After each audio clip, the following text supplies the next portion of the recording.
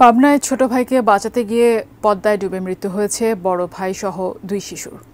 মৌলভীবাজারের কুলাউড়ায় বন্যার পানিতে ডুবে এক শিশু মারা গেছে। মনু ও বরাক নদী থেকে উদ্ধার করা হয়েছে নিখোঁজ আরও 2 শিশুর মৃতদেহ। সোমবার দুপুরে পাবনা সদরের ভাদুরিয়াডাঙ্গি গ্রামে পদ্মা নদীতে ডুবে যায় সাব্বির হোসেন, সিয়াম হোসেন ও নূর হোসেন নামে 3 শিশু। স্থানীয়রা জানায় দুপুরে বেশ কয়েকজন শিশু দল বেঁধে গোসল করতে যায়। এ সময় সিয়াম পদ্মার প্রবল স্রোতে ভেসে যেতে থাকলে তাকে বাঁচাতে এগিয়ে যায় বড় ভাই সাব্বির ও নূর হোসেন। এক পর্যায়ে 3 শিশুই পদ্মায় ডুবে যায়। পরে স্থানীয়রা তাদের মৃতদেহ উদ্ধার করে। বিকেলে মৌলভীবাজারের কুলাউড়ার মুক্তরাজিপুর গ্রামে বন্যার পানিতে ডুবে যায় রিজওয়ান নামে এক শিশু।